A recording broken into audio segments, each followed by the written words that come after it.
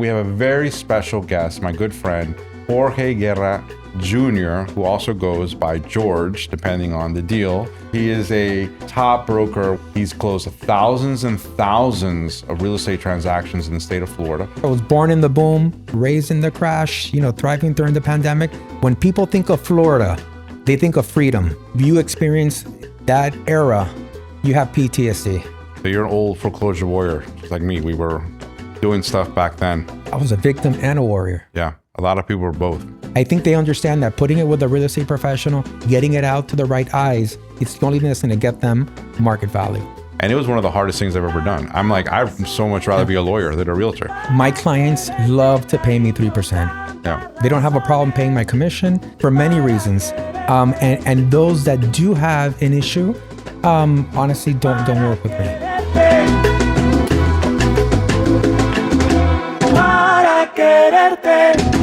Are you ready to discover the untold secrets that top real estate producers and brokers use to deal with an industry that's, quite frankly, transforming at lightning speed, but there's still tremendous opportunity to make lots of money and possibly buy your dream home? Thank you for joining me with another episode of Motivational Esquire. My name is Diego Mendez. I'm a bankruptcy, foreclosure, real estate, and debt lawyer here in Miami, Florida. And we have a very special guest, my good friend, Jorge Guerra Jr., who also goes by George, depending on the deal, and will be called other names if the money is right. He is here. He is a top broker. He was a president of the Miami Realtors Association, has many, many, many agents working under him, people that depend on him and his expertise. He's closed thousands and thousands of real estate transactions in the state of Florida. I'm very honored to have this seasoned professional who knows his business. Thank you very much for coming. Thank you, Diego, for having me. I really appreciate you coming here today because, and just to transparency, you're my broker. I am. So we've been working together for years. We've been working together for many years, and I've done some deals with you, and you've always been very, very helpful. One of the telltale signs of a good broker is somebody that really understands what the agent needs and what his clients need, because you not only your direct army of people out there selling and buying, but you represent people. You represent families, individuals who are trying to buy their dream home or trying to make their money grow. That's really important. I do. Tremendous responsibility, tremendous pressure in this. But lucky for me, it's been a business that I've been in for almost 25 years as a practitioner, 20 years as a broker. And luckily for me, Diego, honestly, I feel like I've never worked a day in my life. This has been a job that has taken me to different places on earth. It's given me incredible opportunities to meet people and to honestly have a lifestyle and a life that I never thought possible. Well, why are still real estate agents relevant? I mean, there's, people go online and they get prices and they see things. They go to Zillow, just to give some examples, Zillow, different websites, and they get all kinds of prices and things and advice from all kinds of people.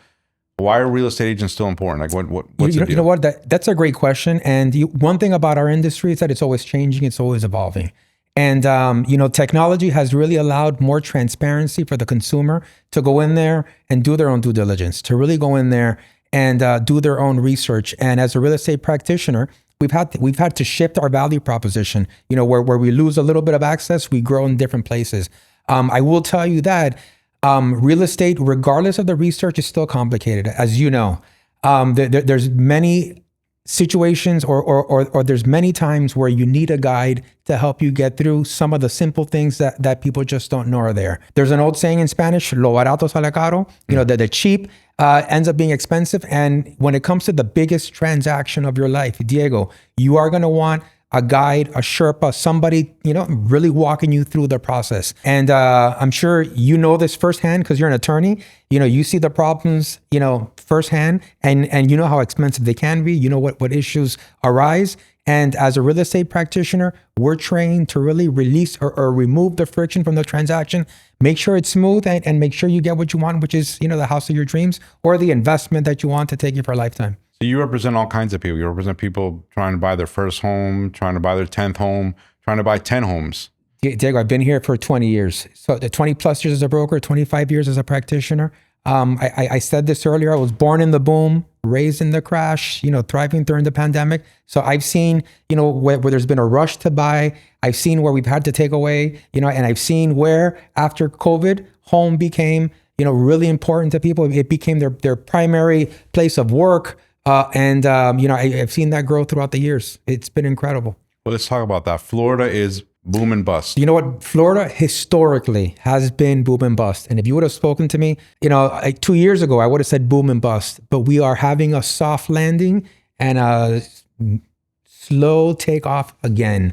I think the national market, if you saw the last couple of years, was struggling. Florida, we survived. We had a huge influx of people. And Diego, I'll share with you a little bit of why people came to Florida that most Floridians don't see. I've had an opportunity to travel the world and travel the US. And I'll share this with you. When people think of Florida, they think of freedom. They saw COVID. They saw how our governor kept, businesses open. They saw safety. You would go online or on the news and you would see CNN, people in California leaving their cars open and their windows down. And here in Florida, now you can just, carry a gun and you shoot first and ask questions later. From a safety perspective, they also saw opportunity. They saw, the biggest billionaires in the US come down to Florida. They saw people from all over the world migrate as well. So when people looked at Florida and South Florida specifically, they saw opportunity. They saw safety. They saw freedom. And no other place was representing that in the whole entire US. So think that as the US sort of slowed down, Florida kept on booming. And especially our higher price points did incredibly well. Now that the whole US is now rebounding, I think we're just picking up on that rebound. So I think we've had a soft land, Diego. And to be honest with you, this soft land, in my opinion, is a phenomenal environment for a buyer right now. Right now, interest rates are in its 15th month low. Right now, we've had a surge of inventory where buyers now can be more purposeful, looking for real lifestyle changes, real square footages and size that really meet their criteria. Coming from a market, Diego, where inspections were cut, where make your highest and best offer, and we had that craziness where people were buying just to fill a void. Now they're buying with specific intention, which excites me again. You mentioned the 2008 bust. Yeah. So you're an old foreclosure warrior, just like me. We were doing stuff back then. I was a victim and a warrior. Yeah. A lot of people were both. Yeah. So what's the difference now? A lot of people are fearing that, we're going to go back into some sort of foreclosure bust or Listen, I'm going to tell you, if you experience that era, you have PTSD. That's a memory that doesn't go away. The sky was falling during those times. Nothing, I remember being a real estate practitioner. Nothing I was able to do during that era was producing enough income to support my lifestyle. Not to mention that if you were involved in real estate, you invested in real estate during those times. You did take advantage of the over leveraging that the bank was giving you because it was free money at the time. As a real estate investor, I paid a dear price like everybody else. I wish I would have had cash during that time. If not, I'd be talking to you about, my $1 million podcast. Yeah. But you know what? The good thing is about the market crash was that I was forced to practice for a living at that time. And I didn't get any REOs. I dealt with the short sale market. I dealt with the rental market, and that really sharpened my tools. I came out of that market, as a lean, mean listing selling machine, that I had to learn to eat what I hunt at that time. And that skill set really was what set the foundation for my success in RESF after. But I do remember the first short sale that I did right at the very beginning. It took me 9 months to get that short sale going. The banks were still trying to figure out their processes and figuring out which way things were going. I do remember, 18, 24 months later when the banks started automating their short sales, I do remember dealing with people that were losing their homes and how hard that was for a lot of people. So yeah. And if you ask me, how is that different? I'm going to tell you that market snuck up on us. That market was a surprise crash. I remember telling my clients that God isn't making more land. There's no way properties are going to go down. I was very bullish at that time. And that crash was one that was unprecedented.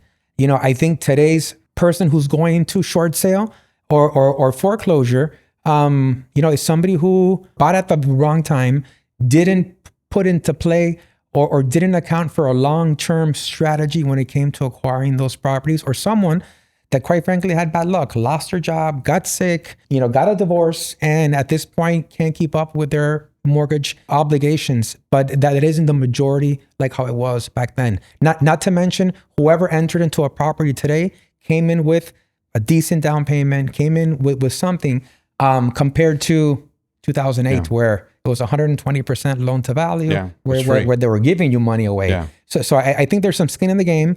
It's a little bit harder to lose, but hey, us humans, we're not susceptible to divorce, to death, to job loss, and those that bought towards the very end and aren't able to rent out and cash flow, unfortunately, there's an option for them. Yeah, I've done a lot of short sales, and we've worked together on short sales. What's the difference? I mean, basically, what is a short sale? Like, explain to me what we got there. So I think you'd be able to explain it better, but I'll give you my realtor definition. Sure. Yeah. I love to tell my clients that if they can't meet their obligations, they don't want to destroy their credit and have the bank take it away. That the banks right now are open to conversation to find a way to get the property back without going through the foreclosure process. Yeah. So that would be my 10-second answer. So basically, the bank will take a loss in that situation. Pretty much. Instead of going through litigation and going through the whole foreclosure process, it's in the bank's interest to just settle out with. If you buy a short sale, you're buying a property the right way. I mean, you're getting good title. It's clean. Like, you're done. I think right now, if somebody is going through the short sale process, it's because they know that they need to get out of this debt. They're being very proactive. They understand the situation they're in. And usually the banks are going to get top dollar. This market now is predictable. It wasn't like 2008 where we didn't know where the floor was. Every single month, we're looking at our numbers and, we know where pricing is. So short sale property is going to get at or a little bit right under where the market is. So I think a lot of these banks aren't losing that much compared to the 50, 60% they were losing back then. I think it makes all the sense in the world to, hey, let me work something out with this seller instead of going through the foreclosure process. Yeah. I need to imagine that going through the foreclosure process, it's holding the bank hostage, living it out as much as you can, devastating your credit and your ability to come back and become a responsible homeowner in the future. Yeah. It's very difficult to buy a property after you have a foreclosure sale on your record. It's very hard to get a mortgage like that. They see that, and that sits on your record. And if you do think you're paying a very high interest rate, you're paying later, for that. Yeah, you get to live for free for a while, but the reality is that you're going to be affected. I mean, I get it. People, they have situations why you end up in that situation. Florida's different because here, other states foreclosures last 3 months. In California, they take your property in 4 months. Because you don't own the property. In Florida, we own the property. When you buy a property, it's yours, and then they have to sue you to take it. The bank has a lien on it. So then that's why, I have clients that have been 10 years in their house without paying, or more. And, it's those are unique situations. Those are unique, but I would guess the average is 3 to 4 years. Yeah. The 3 years is probably the average to people stay without paying. The problem is you lose your equity. Before it didn't matter because there was no equity. But now if you force that situation, you're like, oh, I'm just going to live for free. You're not really living for free because you're losing your equity because you're eating up all that cushion that you had, all that 2020 cushion, that post-COVID money, that property values doubled in value, some of them, it's an unfortunate situation. But we have to understand that even in a short sale situation, realtors are important. There's a lot of need for them in that situation. You actually can't do a short sale without a realtor. You can't sell it on your own. The law says you have to list it through a realtor. Well, listen, I think two things that I want to touch on. Number one is those with equity that have been living in their house.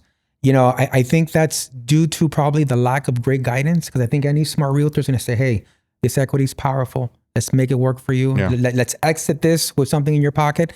So I think a lot of those that are holding out, unless it's a special situation, just needs the right consultation, the right plan to get out and save themselves and get as much as that equity and put that equity to work for them. So listen, I think the banks know that if they don't regulate the sale, especially in South Florida, funny things can happen. Yeah. Number one. Yeah. Number two, I think they understand that putting it with a real estate professional, getting it out to the right eyes, it's the only thing that's going to get them market value.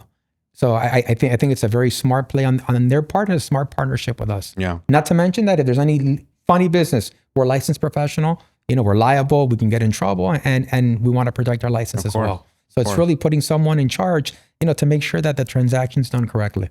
A lot of investors look to buy foreclosures at auction, right?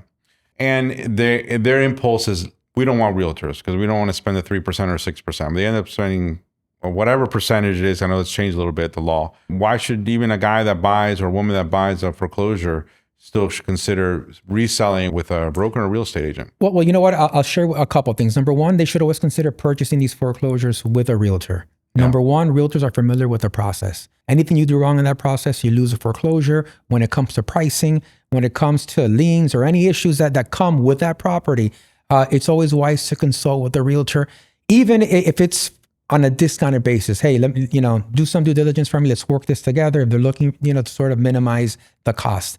When it comes to getting rid of the property, South Florida, especially now, is a global market. We don't have locals buying. We have people from all over the world. As a matter of fact, I just came back from Brazil. They're our number 4th buyer right now in Miami. And I will tell you that they tend to pay more. They tend to be more aggressive. With 20% of them buying, think that 20% of your buyer pool is coming from another country. So you're going to want to leverage that real estate ability or that realtor ability to get the global eyes on you in order to maximize that opportunity. So basically the realtor can help you with that. The realtor can make you more money. I mean, that's really what it is, right? I think that the realtor can find you the buyer faster, find you the highest price, and make sure that transaction is as smooth as possible. Yeah, I mean, some of the things I've said in other podcasts is that real estate is a business and you can't expect to make all of the money. No business makes all of the money, right? There's costs, there's lawyers, there's closing costs, there's realtors, and they see that as, it's something that is unnecessary, but it's a business and you can't expect to make 100% of the profit. You have to spend money to make money. Diego, I will tell you that less than 5% of the situations that I've been involved does a seller do a good job selling their own property or moving their own investment properties. I have more examples of sellers overpricing and creating disasters for the deal than I have those that have been astute, that have been able to really close a transaction, taking an emotion out and just being smart with their product. And I see it all the time. Why do you think that is? I think the internet gives you a false confidence. You go online, you can do your own research, you can look at pictures, you go and you watch these celebrity people just opening doors, and it makes it look very easy. And people don't know the intricacies that happen behind the scenes, all the issues that can happen. And they do happen, especially when you deal with an owner. I know a bunch of realtors that when they deal with an owner seller, they have their way with them, with contracts, with clauses, with situations that they've never seen before, that we see as practitioners all the time. Yeah. As a matter of fact, right now there's a non-as-is contract floating around. I don't know if you've seen it. No, I haven't seen that. Share it with you. It's devastating. And owners are signing it with their eyes closed, without reading it, without any due diligence. So what happened in that situation? They're liable for the stuff after the sale. They have to. No, so the non-as contract, we can talk about it after. But it's just a contract that ties you, and you have to fix and repair. If not, if you exit, you have to pay an exit cost as a seller. It's ridiculous. So pretty much, it's a contract that puts you in a situation where you don't want to transact, so you have to buy yourself out of that contract. Yeah. Wow. In essence. Yeah, and then you don't even know what you're signing. It starts off non-as is, but if you're a non-practitioner, you're not used to seeing contracts, you think it's the same contract everybody else signs, but it's not. Pretty much. There's been a huge change in the way real estate happens in the last year, which is the real estate commissions. And I don't fully understand it, to be honest. And I'm an attorney. I've been doing this for a long time, and I don't understand it. I know you understand it, so I want you to explain it to me. Like, what's new? Like, what's changed? Well, listen, I think what's new is transparency. So think this: you've been practicing law for how long? Almost 20 years. 20 years. Yeah. Did a client ever come into your office that didn't sign an agreement and where you explained your terms, what you charge and how you charge it? Yeah, of course. Never. No. So think that one half of my business was designed like that. I would meet you in the street. You say you want to buy a house. I'd take you somewhere, you'd I'd prepare a contract for you, and then I would get a commission paid by the seller without your agreement, without your okay, and me and you didn't sign an agreement that I represented you at all, for the most part. Yeah. Now we have what's called the buyer's broker agreement, where me and you decide on what you are going to pay me as a real estate broker if I find you the property that you want. Luckily, sellers and selling agents understand that they want to remove as much friction from the transaction as possible. So they want to make sure that whatever your commission you're coming in with, it's financeable. It's not paid straight from the buyer or outside of closing. So a lot of sellers are giving, 2, 3, whatever commission they agree upon. They're offering it, offsetting whatever buyer's agreement we have. And think that that's been the norm. As a matter of fact, I'd venture to say, Diego, that from my buyer side, we're making more money than we made in the past. This lawsuit thought that they were going to cut us and our commissions were going to become less and less. And quite the contrary, we've been able to hold whatever number we agree upon when it comes to working. And the beauty of it is that it's in writing for the very first time. And it also protects us from clients that are ghosting us, that disappear on us because we have a contract with them. At the same time, it requires a client before they sign to really do their due diligence, to make sure that before they get in a contract with this realtor, that this is somebody who knows what they're doing, that's experienced, and that's going to do the job that they've been hired for. So basically the buyer isn't necessarily coming out of pocket with any money. I mean, so think this, that the buyer is agreeing to a certain set of commissions. But like and I know, everything's negotiable. As you're willing towards the end of the deal, you can figure out if you're gonna take some away, give some back, or they're gonna give some money back to you as well. Yeah, but I think a lot of buyers are afraid that the realtor is gonna ask them for a $20,000 check, which could happen, I guess. I mean, you agreed to it, no? But what you're saying is that if the seller many times will just absorb that cost and pay it out themselves. So you know what? I think the smartest sellers and the smartest realtors that are yielding the highest price understand that they need to remove as much friction from the transaction as possible. Yeah. And one of them is making sure that they're paying commission. So I'll give you a good example, Diego, what's going on in my industry right now. If I'm a buyer's agent and you're my client and you've agreed to pay me 3%, I'm going to show you a certain amount of houses. And I'm going to say that one is 500,000 and that one has a bad roof. Yeah. That one's 600,000 and it's ready to go. That one's 700,000 and they're not paying commission. Yeah. Which one do you want to see? And that way, that one has a bad roof. I have to pay that. That one's not paying commission. Yeah. I'm going to have to pay that. Yeah. So it's all the same amount of money, basically. It comes out to the same. So things haven't changed that much.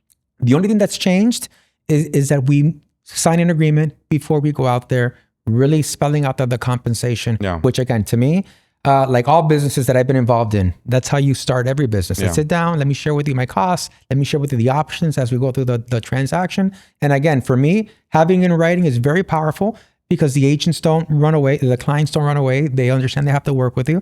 And at the same time, they're more educated in who they hire before they sign that piece of paper. I sold one house. I've been involved directly in selling one house on my own. And it was one of the hardest things I've ever done. I'm like, I'd so much rather be a lawyer than a realtor. Even though I deal with federal court, I go argue things in front of hardcore judges. But for me, when I did that, I'm like, I don't want to do this again. It's too much work. It's too much work. And yeah, you get paid, but it's a lot of work. And there's no certainty about what happens at the end. So you might be doing it for nothing. Absolutely. I will tell you this. My clients love to pay me 3%. Yeah. They don't have a problem paying my commission. Yeah. For many reasons. And those that do have an issue, honestly, don't work with me. Yeah. And that's just being frank with you. When it comes to, and I love to say this to everybody, I got a lot of opportunities that come to me. Yeah. If you cut my commission, you're never going to get the next opportunity that might make you way more money than that. And I think those that think that we are underpaid, they have to understand, number one, that we're entrepreneurs. We've taken that life choice of not getting a paycheck that requires us to risk 1 month not making money and 1 month making money. So think that with high risk comes high reward. Sure. Number two, those that make the most amount of money in my industry, number one, usually don't deviate from their cost.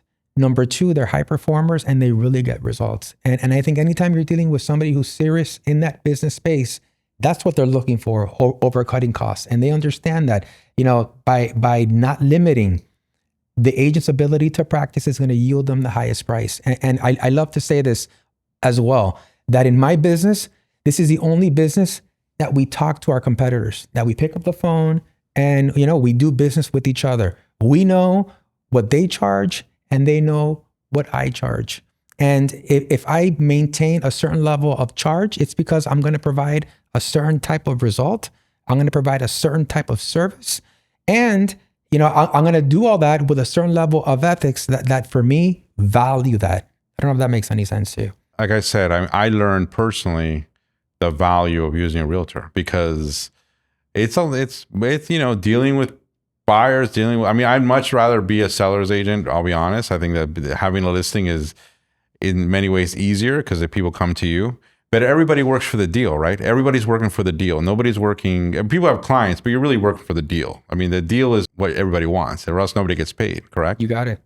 So let's talk a little bit more about foreclosures so that we can go back to a lot of the focus that we've been talking about. So you got a guy that just bought a property at auction and went on there and picked it up for, let's say, $500,000. And number one, he ran out of money. There's no more money. He can't fix it. Listen, the eBay effect. They got in there, they fell in love with the property, they wouldn't let it go, they bid it, and they got it. And now they're asking themselves, what do I do with this? Yeah, what do you do? As a real estate professional, if that guy came to you and he overbid, let's say he overbid, he paid too much for the property. Like, what do you do in that situation? I tell them the truth. Yeah. And I tell people, just like the stock market, you bought a stock at a certain price and now it's here and you need to sell. Guess what? It's time to recoup your as much of your losses as possible. So I would tell them the truth that, hey, you know what, you overbid. Let me share with you a little bit of the temperature of the market, and let me show you some strategies to exit with as little implications financially as possible. Yeah. I know a little bit about this, and I think you know a lot more than I do. These websites that give values to properties, those values are skewed. Those are not real values. They're based on things that are not, it's not like a magical wizard that knows everything. So it's an automated valuation models. And AVR. So think that very much like AI, right now, Meta, Google, Chat, there's a bunch of different models. There's a bunch of different models for automated valuation. Zillow has probably the most popular one that they've dubbed it the Zestimate. And I will tell you this, Diego, as time goes on, they're getting better and better. Yeah. What they don't factor is, sometimes the basic things, across the street from the water, or, a highway going right behind it. And I think that's where you need a real estate expert to go over here and say, hey, you know what? Zillow might say this, but let me tell you why it might be worth more, or let me tell you why it wouldn't be worth less. When it comes to my office, when it comes to training, two things that I harp on. You have to be better at search than your clients on Zillow. And when it comes to your evaluation, you have to be better than his estimate. You have to be able to sit down and break down why and how you got there, not just a number. You're right. Human beings are the ones that really determine market value. It's not some computer. Listen, there's just some factors that computers haven't been able to grasp that we understand, that we see trends, directions, what's it's around. Yeah. I'll give you a perfect example. The last estimate that I did, that I corrected, I'll share with you two of them. Number one was right next to a cemetery. So good thing is there's no parties next door. Bad thing is if you believe in that, you might have a hard time sleeping. So obviously there was a reduction for that. The other property that this estimate was incorrect was a big property in Pinecrest. And the issue with the property was that the house wasn't in the front of the lot. It was at the very end of the lot. So the house was recessed and the pool was in the front. So it was an external obsolescence. It just, all the houses had their house in the front and big backyard, and this one had the footprint back. And no matter how many times you ran that numbers, it was a very high price, but because of where that house was located on the lot, you had to take a reduction from price. So Zillow sometimes doesn't see these things, and that's where you have to step in there and really manage your client's expectations and share with you what you see and have your expertise really be flexed in that situation. Yeah, because again, everybody wants to just type a question in ChatGPT, and ChatGPT decides what we do. But that's not That's not realistic. There's too many moving parts Yeah. in our industry to just have a click and close button. The other big thing that happened here a couple of years ago, the really unfortunate situation when the building Surfside fell and a lot of people lost their lives, but it set off a huge wave of changes in the law and the way things are done with condos. Yeah. You talk a little bit about that. Now things are different. You give me goosebumps. I had one of my friend's mother pass away in that night in Surfside. Yeah. I'm sure maybe you know somebody there as well. I had a client there. I will tell you that fundamentally changed the condo landscape. I think when it came from a legislative perspective, all the state reps, the senators, the governors, they tightened up, and there's been a lot of legislation now passed in order to really shore up these condos moving forward. Ever since the real estate crash, a lot of these condos and condominium associations have been really cutting corners, not filling their coffers when they needed to be filled, moving a lot of the maintenance, deferring a lot. And in the very rare case of Surfside, and I love to say this all the time, I'm a licensed general contractor as well, buildings are not designed to fall. That was really an anomaly, but what it did raise was the fact that we were fooling around, that we weren't paying attention to our condos. And, it took Surfside to really steady the bow of our ship. And one thing that I'm telling everybody right now, and I'm preaching this, is that the condo market right now is short-term pain for long-term gain. And as the ship gets corrected, it's going to hurt a lot of people's pockets. It's eating up all the condo equity. I'm sure maybe in the foreclosure sector, you might see a spike or a boom in that. Yeah. But I think once we get out of these waters, people are still going to remember and realize why they like condos. They like going there, locking up and and closing up their house, and having everything taken care of. That luxury still doesn't, still attracts a lot of people. More importantly, my international buyers. When I get my buyers from Brazil, Colombia, Mexico, my high-end clientele, they're living in condos, very protected, high up with security guards and a parking lot, gates, and that's what they're used to over here. So the law changed. It's now safer. These buildings are safer, supposedly. So you know what? Now you can't defer your maintenance. So now they're going in there, they're inspecting it, they're bringing it up to code, they're bringing the building where it needs to be safe and stable. Yeah.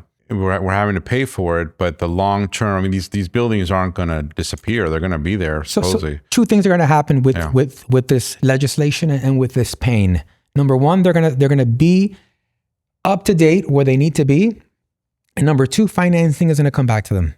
The 3% FHA, 5% FHA, which hasn't been available for a decade plus for these products, I think are now going to qualify and come back into the sphere. Because right now you can't get FHA for most condos, correct? No, you can. So think that when I grew up, and I think I'm a little bit older than you, Diego, but when I grew up, all my friends were buying in Fontainebleau, in these condos, 3% down, 5% down. And you would buy a 1-bedroom, you would get your wife pregnant, move up to the 2-bedroom, and then, you do good in your job and you'd buy a single family house after you taking this equity. The condo market for the last 10 years, has been devastated. No entry-level housing, no affordable housing. It's all been investor-based for the most part. Wow. That's because the associations don't have reserves, right? Is that the issue? They don't have reserves. They don't have the proper insurance for, these mortgage companies to go in there and finance. So that's one of the reasons why it's so hard for first-time buyers to buy anything right now, because the condos would be the first one you'd buy, the little condo. And they're being pushed into the fee simple townhouse and single-family market. Yeah. Yeah, that's a tough situation. I do listen. Good for them. Whoever jumped in there, 2020, they've doubled their income. Yeah, so the sacrifice was worth it. But you have a huge population that wasn't able to enter the housing market. That's now a permanent renter, and if they don't do something smart or drastic in the near future, they're going to be renters forever at the rate prices are going. So the guy or the woman that says, "Hey, I'm going to wait for interest rates or some magical thing to happen somewhere, or the government to change, or the government to whatever." What do you say to that? Do we wait? Do we? No, listen, I'm going to tell you this. The right time to buy is always yesterday. Always yesterday. From a tax perspective, if you buy for a permanent residence, you don't buy as an investment. Your investment comes along. I had the opportunity to do a TED Talk on the transformative power of home ownership. And when I tell you that equity was the least interesting one, what it does for your family dynamics, what it does for your marriage, what it does for the stability of your kids going to school, what it does having a stable payment as other payments go up. I said in my TED talk that my parents bought their house, and 10 years later, rent was double in their area. But the fact that they were able to maintain a certain payment, they were able to pay for my tutor, get me braces, take me to the schools that their money can afford. And they wouldn't have that luxury if they didn't risk and sacrifice and buy that house 10 years before. We'd be playing, that chasing game, Yeah. I don't think the American dream is dead. I think people, the dream of home ownership is still alive. I think that you got to be more creative, and you might have to wait a little bit more. Well, you know what? I think I think we have to remember that our parents sacrificed to buy a house. Yeah. They ate at home. They didn't go to the movies. They really started saving their money. I think after that generation, 5% down, 3% down, it became very easy to buy. The market crashed. The market pulled back. But I do think that everybody should have a plan, a responsible plan for home ownership. And when I say responsible, I mean that when they buy, they need to be able to expect worse, some negative headwinds in a couple of years and still be able to hold the asset. And I think whoever positioned themselves to do that, I think in the very long term, it's going to have an incredible outcome. Yeah, because people have gotten really addicted to these low interest rates. But in the 80s, interest rates for homes were 13%. So my first house was 9.5. 9.5. 9.5. And that's not even, that doesn't exist now. Like that's a hard money loan almost. That's a hard money. Exactly. That's a huge payment. 9.5. And now, we are complaining about 6%, and when the average was 13, 9, 10, 11%. And now, the prices were lower, but people weren't making as much money. And it's all relevant. It's all relevant. So the idea to wait, in my opinion, you're right. I don't think that you need to wait. I think so again, if you're an investor and you're trying to time the market, I don't know about you, but I'm an expert in real estate, but I'm a terrible timer in markets, regardless, both stock and real estate.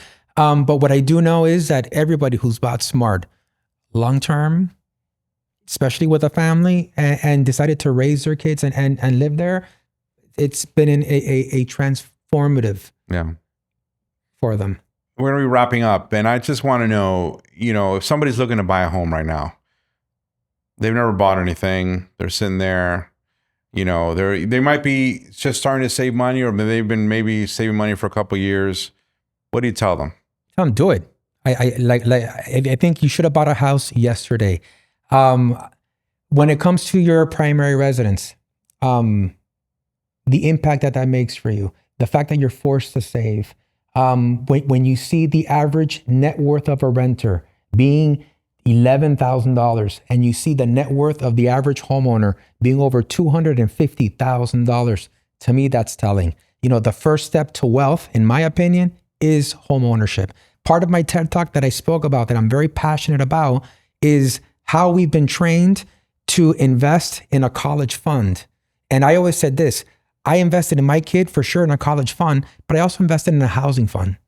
For me, it's just as important as my kid to go out there and become a doctor, but I wanted to go out there and become a doctor and not live in Michigan. I wanted to become a doctor and live here in South Florida, 10 minutes from my house. To me, that is my goal. So I think that as my kids been growing up, I have a savings account for both of them. And to me, over college, home ownership is a priority. So I will tell you this, in America, the American dream, single family house, white picket fence, it's worth the sacrifice. Don't buy the latest iPhone, don't go out to dinner, do whatever it takes. But once you acquire that, I promise you that the rest is glorious. Every homeowner is a real estate investor. Listen, I think it's the biggest investment of your life that holds your life, where all the greatest memories of your life are going to be held in. To me, it's a gimme. Not to mention, our great governor, Ron DeSantis, now is making a huge play to remove property taxes from us. I think that's going to be a huge game changer. I love the fact that he says, why do you pay government rent for the next 50 years? I think if property taxes are gone for primary residence, I think it's almost a gimme for everyone to go out there and run and acquire something.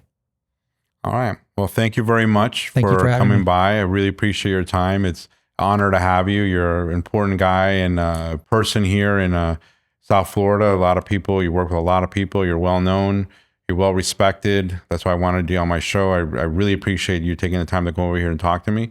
And I hope that you have lots of success, continued success in what you're doing, because you work hard and you've always been a stand-up guy, and I see you working hard for your clients and for your agents, which is really important, because your agents really depend on you, and they really depend on all the good things that you do for them. So thank you very much. Well, listen, in return, thank you for all your hard work. I know that every time we sent you someone who's going through some hard times, you've had incredible bedside manners, and you've really helped them in that next chapter.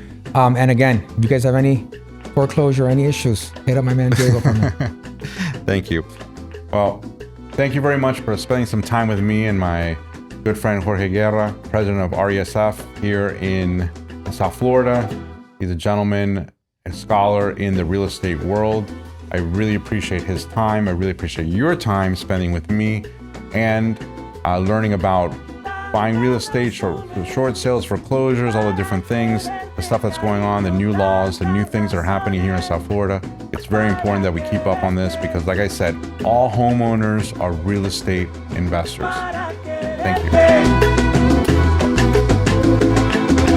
Para quererte.